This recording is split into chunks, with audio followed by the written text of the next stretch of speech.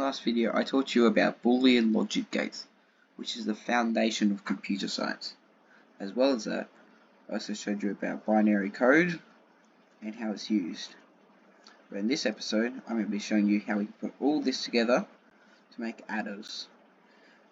Episode 1, I would highly recommend you go back and watch that, otherwise you will probably not know what's happening in this episode. First up, we have the half adder. So these two numbers are both represent 1. If we add 1, this is our answer, 1. Same with the other side, as they're both worth the same value. But when we add 2 of them, this is pretty much the overflow. So this is called the carryout. Now the carryout connects to the next adder. But the problem with the half adder is we do not have a spot to put the carry in. We need the carry in for it to be able to interpret whether the last one has overflowed. This brings us to the full adder. The full adder can do 1 equals 1, 1 equals 2. Then we get 2 there. So this is our output and this is our carry. But the thing about a full adder, we also got carry in. So now, this could be, if we represented these all as 2's,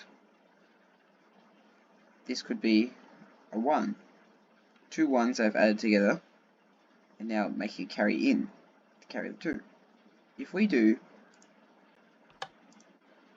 1 plus 1, we get 2 as a carry out.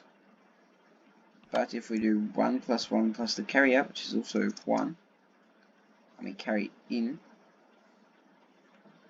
we get an output, an output and a carry out.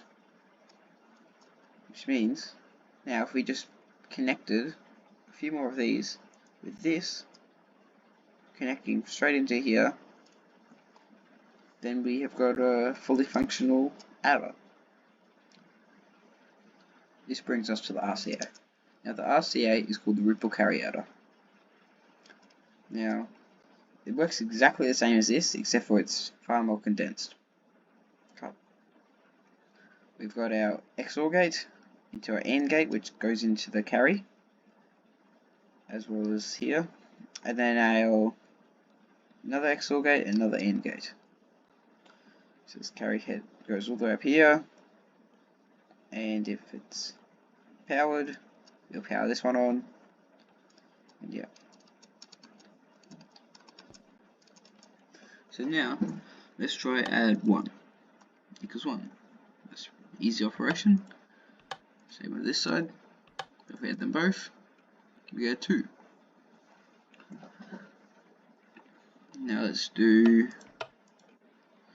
2 plus 2, we get 4. But what if we go a 1 plus 1 as well? We get another 2. So it's 4 plus 2 equals 6. That's correct. Now this works fine with any number. We could do, say for example, 43 plus 21 equals 64. Yep, okay, it's worked. As you can see, they're both added.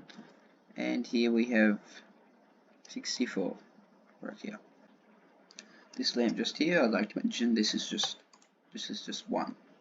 Same as these ones. If we have those, we get 2. And if we have another one, there's 3 lamps on, we get 3. 2 plus 1 is 3. And we also have, if we overflow this, so now all these lamps are on, so the next stage is turning on 256, which is a carry out. So if we add another one, all of these move along, and we get 256. There is one undesirable feature about the ripple carry adder. It is that every time you add another segment to it, the speed of it decreases by 4 ticks. That means it takes 4 ticks longer to complete this calculation. Now this is very, as you can see here, if I flick this switch, so we've got them all on, they should be all on. As I told you before, the carry out should turn on. Put it on. But as you can see, it's quite slow, and that can sometimes mess up the synchronization of your computer and generally confuse it. So this is why these are no longer commonly used, as the carry cancel adder was added, as you can see above me. Carry cancel adder means that it will always take the same amount of time to run a calculation, no matter how big it is, unlike our ripple carry adder. What it uses is pulse strength. So if the pulse strength decreases from here, which means this would be off, it would then allow the power through into this XOR gate. It is very small and has been heavily adopted by the CPU community. So now if we do 1 plus 1, we get 2, or 3 plus 1, we get 4, we do a 7, 7 plus 3 equals 10, so we get 8 plus 2, 10. So this is all working. I'd rather not do larger numbers because it takes too long to calculate in my head. Alright, I've had to make a quick redstone line up to the bottom name so you can see the instant change, because I cannot fly across fast enough for you to see this. As you see, it all happens exactly at the same time. And the carryout is a bit faster. That's just because it's the carryout. It does not have this. So I'd also like to mention that you can stack this. So this is an 8-bit adder, but you can stack it infinitely. But all you have to do is connect this carryout to the carry in down here. I wouldn't necessarily recommend doing this because the synchronization gets all funny and it just makes it harder. But if you really have to, go for it. That's it for this episode. Now you know how to use Boolean algebra to make an adder and how to make a carry cancel adder. I will see you in the next episode.